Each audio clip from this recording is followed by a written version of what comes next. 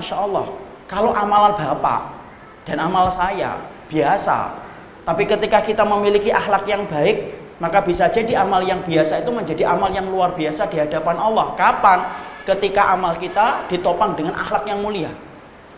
Bukankah kita mengetahui ada seseorang yang masuk neraka disebabkan banyak sholatnya, banyak puasanya, tapi ternyata akhlaknya buruk kepada tetangganya, sampai dia menyakiti tetangganya. Dan Rasulullah ketika ditanya, ya Rasulullah, inna fulanah tudkaru min kasrati sholatiha wa siyamiha wa sadaqatiha wa tu'di jaruha, aina hiya ya Rasulullah? Qala finnar.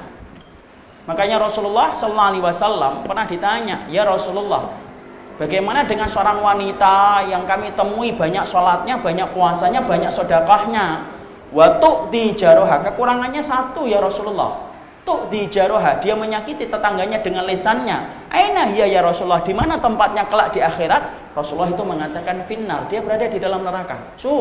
Ibadahnya tidak bisa menyelamatkan ketika dia itu buruk akhlaknya. Ataupun sebaliknya, Masya Allah, kalau orang betul-betul akhlaknya itu mulia, Masya Allah, amalan yang biasa itu menjadi luar biasa ketika dia mampu untuk menunjukkan akhlak yang baik.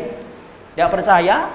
Mari kita dengarkan sebuah riwayat yang datang dari Anas bin Malik, dari riwayat Imam Ahmad bin Hanbal rahimahullahu ta'ala.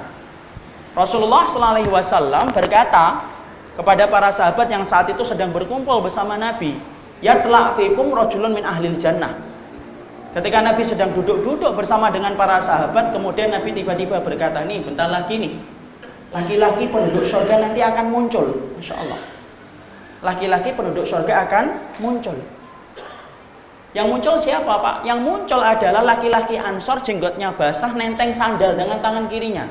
Disebut Nabi sebagai penduduk surga. Masya Allah, itu senangnya kayak apa itu? Bapak kalau disebut oleh Nabi penduduk surga, Masya Allah, tidak akan hadir di sini. Nggak ngaji ya? Ada itu tema aina nahnu min ahlaki salam. Tidak, saya penduduk surga. Buat status penduduk surga jangan diganggu. Beliau itu diberitakan, yatla' fikum rajulun min ahlil jannah. Ini bentar lagi nih ada laki-laki penduduk surga itu akan muncul. Ternyata siapa Pak yang muncul? Laki-laki Ansor Pak, yang tidak terkenal namanya.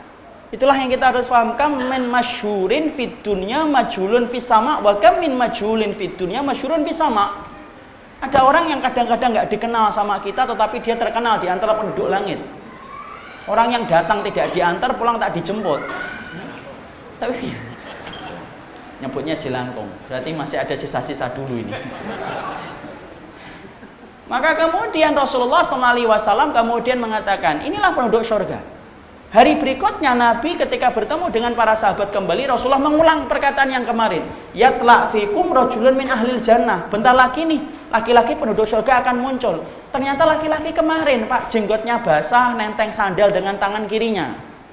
Tapi jangan dianggap loh ya, itu amalan surganya, nenteng sandal dengan tangan kiri, jenggotnya dibasahin. Enggak, bukan itu intinya hadis. Belum selesai. Jangan-jangan nanti keluar kok sandalnya ditenteng. Iya, ini amalan penduduk surga. Salah itu. Kemudian hari yang ketiga Rasulullah kembali mengatakan, yatla' fikum rajulun min ahlil jannah. Bentar lagi ini akan muncul laki-laki penduduk surga. Lah, laki-laki yang kemarin jenggotnya basah, nenteng sandal dengan tangan kirinya.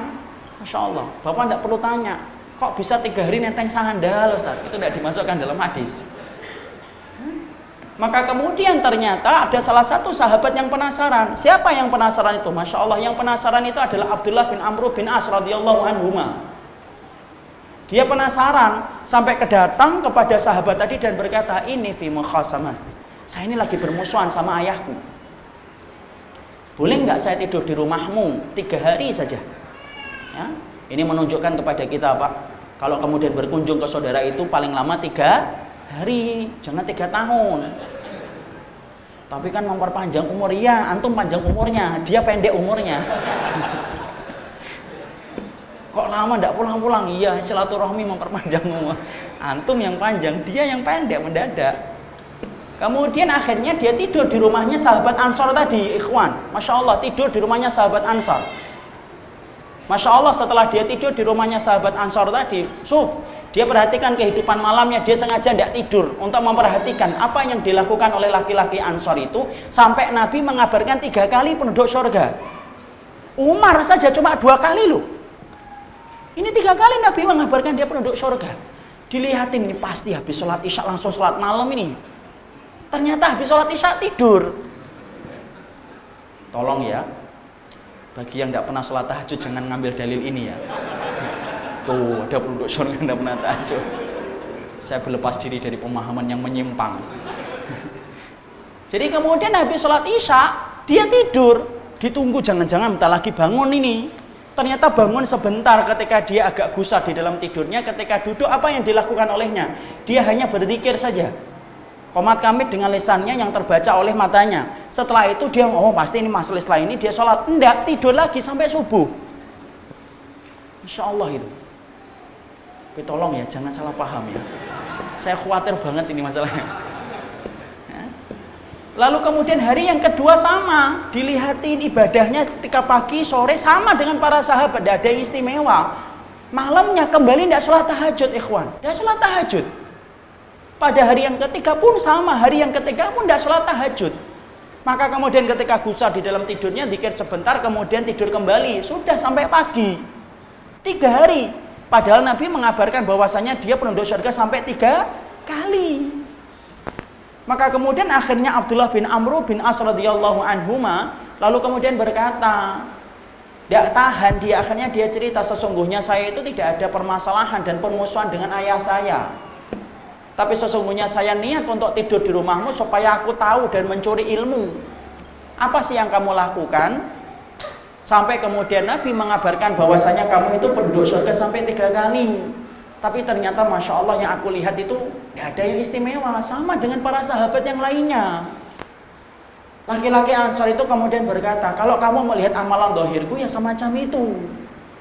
Ya sudah, itulah semacam itu amalanku, gak ada yang istimewa.